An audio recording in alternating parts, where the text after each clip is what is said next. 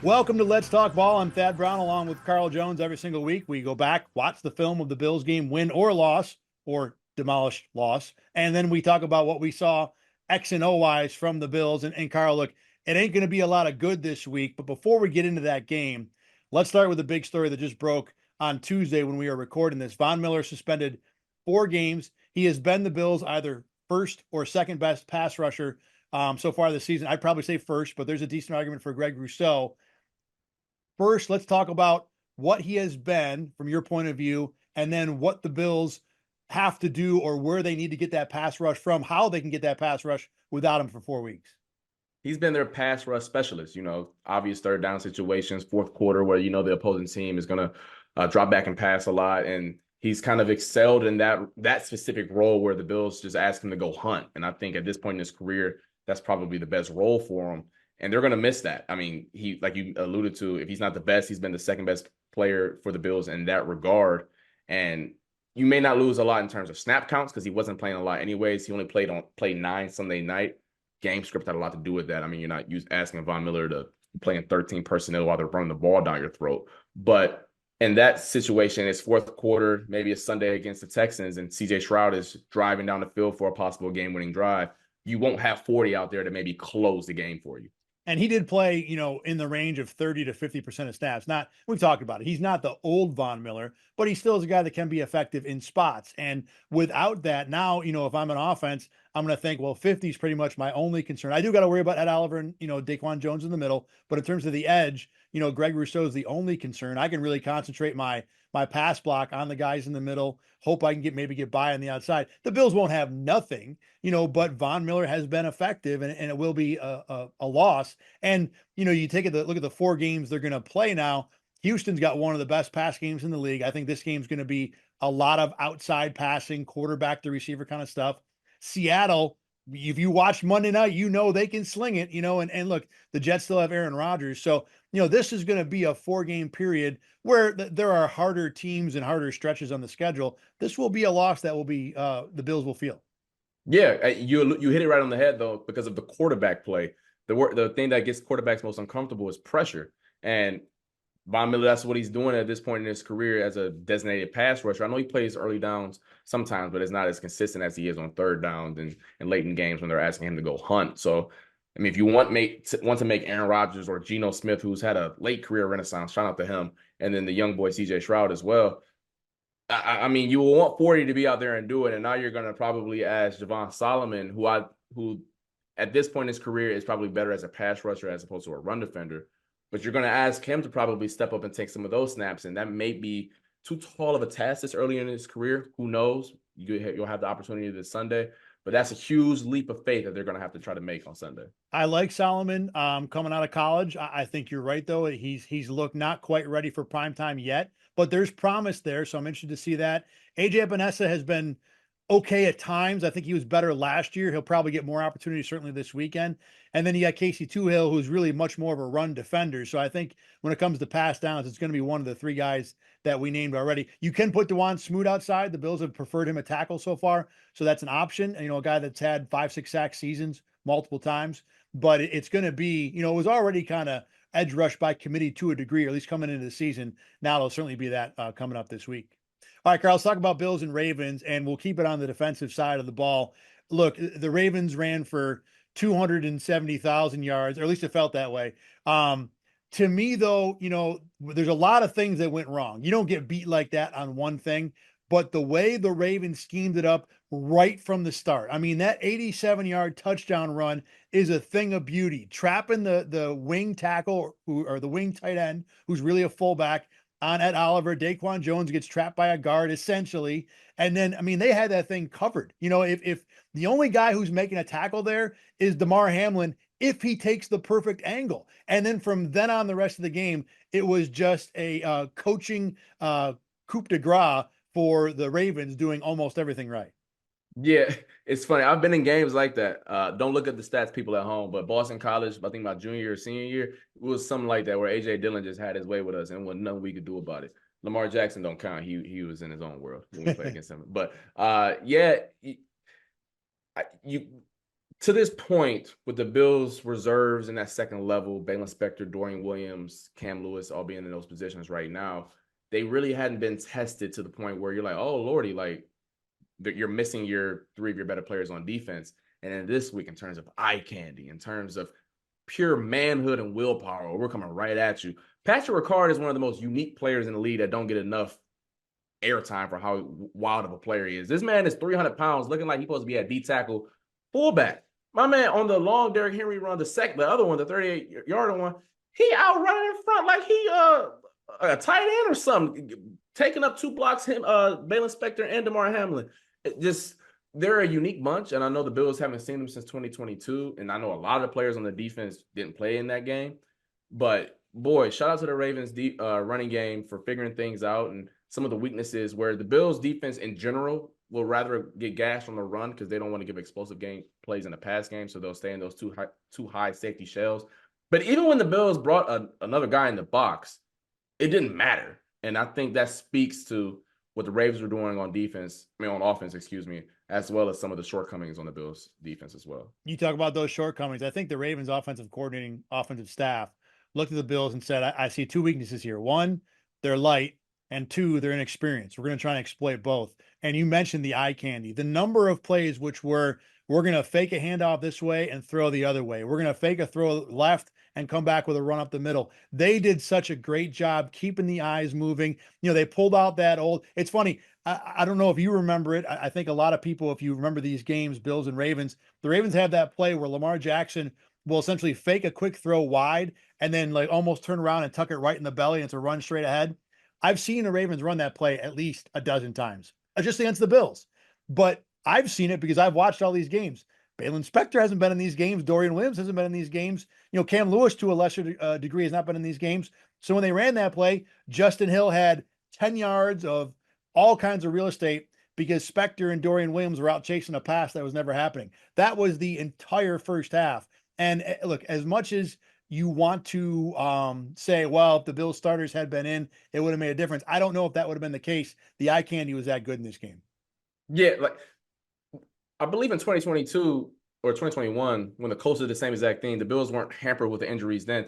There are just certain things that teams who just commit to the running game and the game script allows them to do so, because that's a huge difference. That's a huge thing here. Where the Cardinals, agreed, if they were able to stay on time and task, they would have been able to run the ball. Even go back to week 2, where the Dolphins had success running the ball, but I have my own gripes with Mike McDaniel and how sometimes he can get a little too cute sometimes. Didn't stick with that part of the game. And that's by design, by the way. This isn't like Sean McDermott doesn't know that they're susceptible to the run. It's just common sense. When you have two safeties up here, you're light in the box. And the Bills prefer to play that way.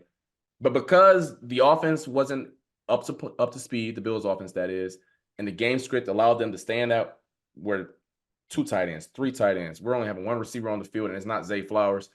That's a recipe for disaster, especially when you got Dorian, Nick Moreau, Balin Spector, and Cam Lewis out there. And up front, too, we talked about it the last couple of weeks. Ed Oliver and Daquan Jones have not been Avenger-level defensive tackle play. They weren't that in this game either. I thought Jones was a little better, to be honest, than he had been the previous weeks, but there wasn't enough help around him. Frankly, Greg Rousseau might have had his worst run defending game ever. And that's, again, relative because he's usually great against the run. He got pushed around on that Derrick Henry touchdown. I know his job is to set the edge, but you could set the edge a little closer. That does help.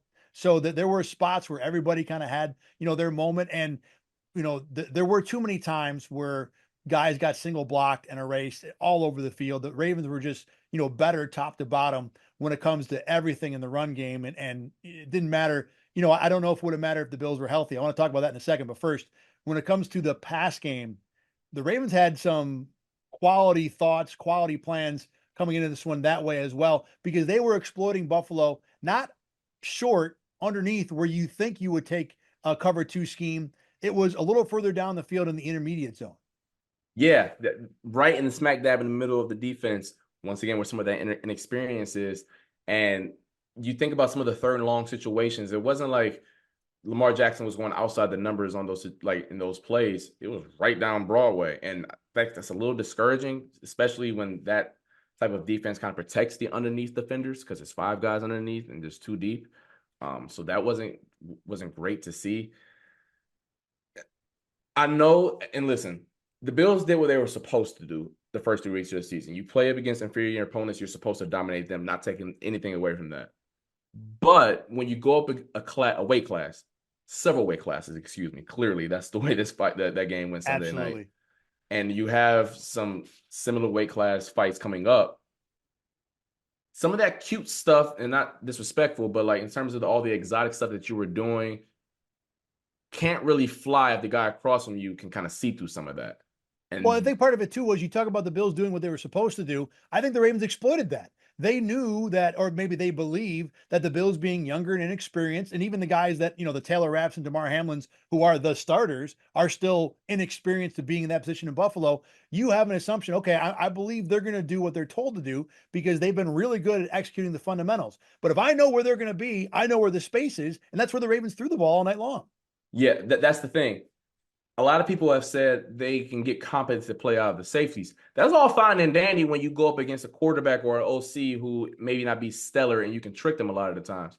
But sometimes you got to go above the scheme, and you're going to have to go above the scheme against the best teams in the AFC, like we presume a Houston to hop into that weight class at some point. The Baltimore Ravens, and obviously the Kansas City Chiefs. They know where you're going to be. You're just going to need some dudes to make plays.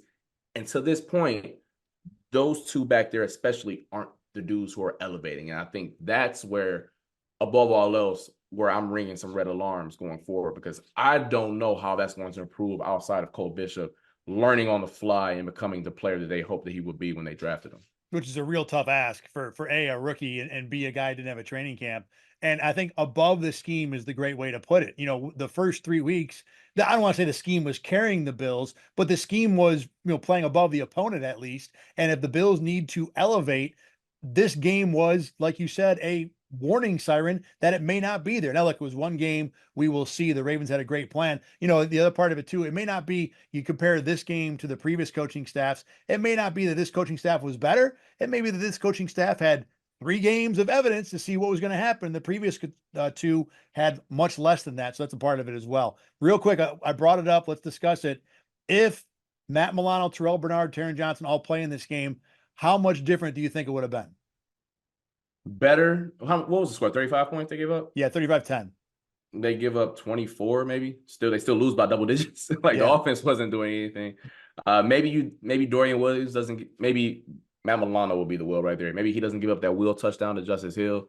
But we've seen a healthy Bills team get the ball ran on them. This isn't like have the linebackers in there and fix it. Love Taron Johnson, one of my favorite players to watch. He ain't doing nothing with Patrick Ricard either. So I think that's some of the stuff that, no matter who's out there were some weaknesses going into this game. Yeah, I agree. And the reason I bring that up, as I went through kind of charting the game, I was very surprised at the lack of negative plays I put down. Not the guys, were not doing the wrong, not that guys were not making plays, I guess. Let me flip it around. There were so many of these plays where I looked at it and said, wow, the Ravens have leverage and this is a great play action fake. And I don't know how anybody's stopping it. This was over and over and over to where, look, the Bale Inspectors and Dorian Williams of the world aren't, as you said, going above the scheme, but the Ravens scheme was so good, you had to play way above it to be able to hang with them on this game. All right, let's flip to the offensive side of the ball. And I think you got to start with the offensive line from my point of view. Maybe you don't have to, but I want to, because of all the things that went wrong offensively, this to me was the most surprising. They were giving up pressures left and right. Some of it was blitz, some of it wasn't. Owe had a great game. I knew he was a good edge rusher. I didn't think he was that good. Kyle Van Noy did his thing a couple times, but the Bills have played good edge rushers. They just saw Josh Hines-Allen and Trevon Walker the last week. So why was this game different? That I think is the big question. But Carl, offensive line was a big problem in this one. Yeah. But from Jump Street, I mean, they just never felt comfortable out there. And Josh Allen has taken a step forward in terms of being comfortable in reading defenses and standing in the pocket and making tough throws. But he was getting put off this spot early in his dropbacks. I know for a fact it was his longest time to throw of the season. I know that sounds kind of oxymoronic. Oh, the longer time you have the ball in your hands is a good thing. No, it's actually not, because that means that you're out there running around and trying to make things happen out there, especially when you have a mobile quarterback like Josh Allen. And I think there were two things that I saw when I watched this game back, and we'll touch on the first one in a second. But the second one, I think the Ravens made a concerted effort to send a lot of simulated pressures and pressure in general right at the right side of the offensive line.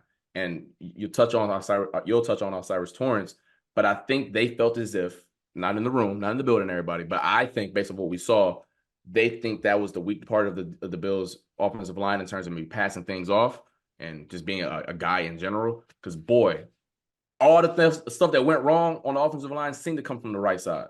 Yeah, and to underscore your point, and we'll talk about Torrance now because we've kind of hinted at it last year, maybe a little bit this year, that the play wasn't what you would want it to be. He's an absolute 100% issue right now. So when I chart these pressures, who's allowing them?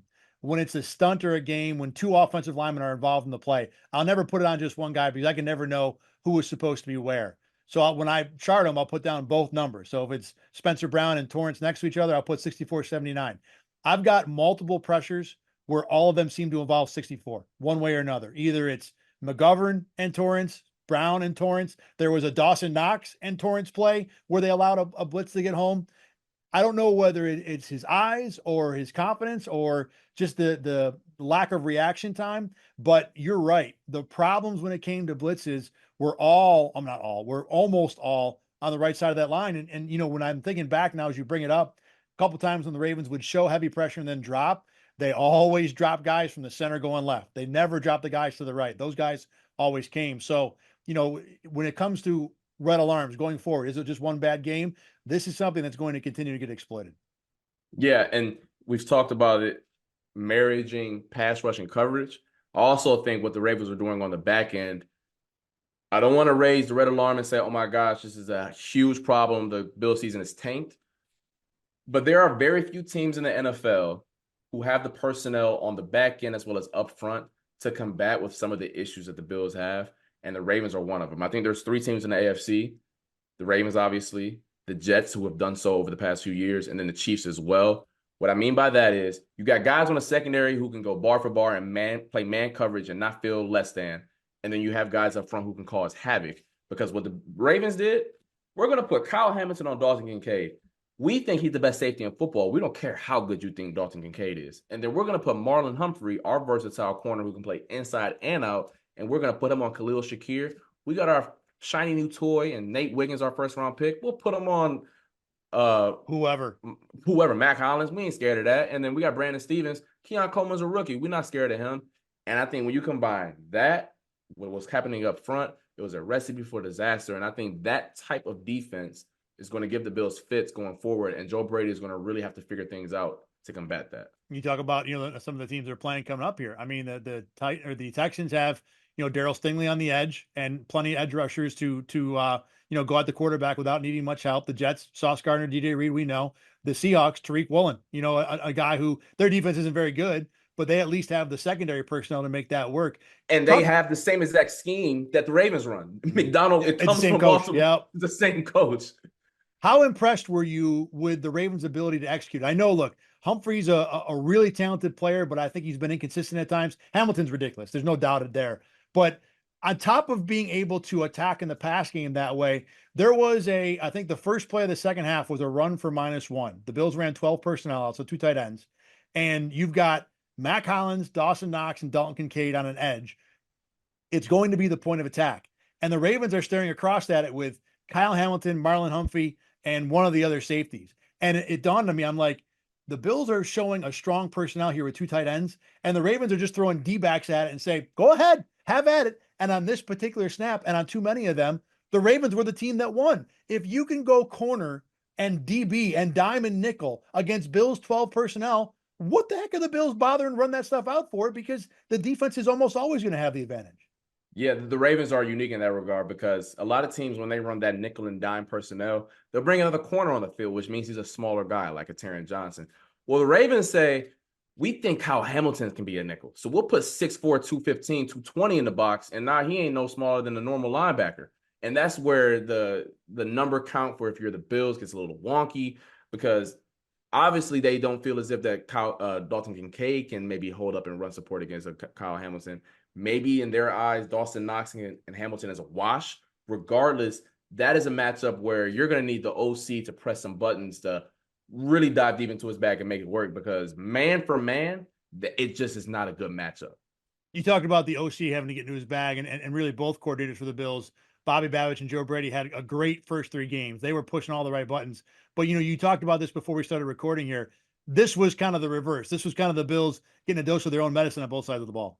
Yeah, you talk about Bobby Babich doing all the creative stuff, all the exotic blitzes and players starting at the line of scrimmage, going back. Well, the Ravens did that right back to him and did a little bit better Sunday night. And then the other side of the ball, where the Bills have wanted to run the ball, they did it in Miami, they did it against Jacksonville. Well, the Ravens did a lot of that running the ball stuff, and it wasn't pretty trying to defend it. So it's a learning experience. I'm not like, the panic meter is not high in terms of the entire team. I have qualms about certain position groups going forward, but I still think highly of the team going forward. And this is a bump in the road that they're going to have to self-reflect and say, we need to fix this before some of the other better teams on our schedule expose it. Yeah. Before we get done here, anything that you liked from the game? I think Keon Coleman was the obvious one, being able to body up and there's no real route running there. And he had another game where otherwise I think he basically got smothered as a route runner. But when you can still make plays down the field, even when you're covered, I mean, that back shoulder, I don't know why the Bills didn't just keep throwing it all night, because it looked like that thing was going to be unstoppable. That's an answer to some of the man coverage issues that they're going to face. Just throw it to a guy who they feel as if can win one-on-one, not necessarily in terms of separation, but he's going to snag the ball in tight coverage. Another guy who I think going forward showed something on film that I liked is Cole Bishop. He didn't play great, but I thought there were a couple reps where my boy came downhill like a bat out of hell, and that's not a team that you usually see safeties wanting to do that. So I thought that was encouraging. There was a rep, I don't know if you saw it yet, where he's lined up at safety and it damn near looked like he was in a track stance. I'm like, yo, like, I know you were eager to get downhill, but that's Derrick Henry back there, right? Like, but you want to see that out of your safety. It's like he was back, he was like, oh, I'm coming, and then they dummy counted. He was like, okay, I'm cool. No, I'm coming. He like 12 yards deep. I'm like, bro, like, all right, I like that. You got some fight to you. So I saw that. I'm like, maybe he's closer to contributing than I thought previously, because that was something I'm like, oh, that's Derrick Henry back there. He Hall of Famer. That's a big boy. You ready? And he didn't have no fear. I would say that. I respect the energy too. I'm gonna have to go find that play now, because there were multiple times when he was unafraid to come down to the box and make a run stop. Now it was late and the game was over, but this is a guy that's fighting for a job and trying to make an impression. I think he did a good job with that for sure. Real quick before we're done, as a former, corner, let's go back to the Keon Coleman thing. What makes Keon in that play so effective to where the Ravens could shut virtually everything else on the field down, but that play Keon Coleman seemed to get at will?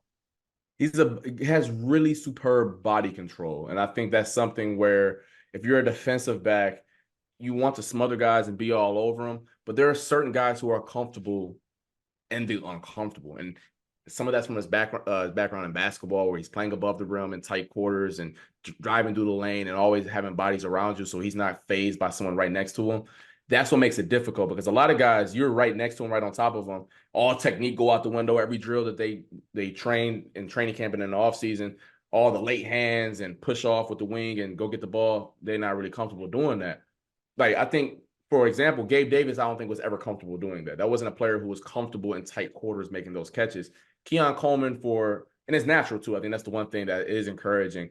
He doesn't fight the ball. I know he had the bad drop right before halftime, but it looks really natural. And I think above all else, he can do that at the NFL level, which I think if that's the bar that they're setting, that's okay going forward.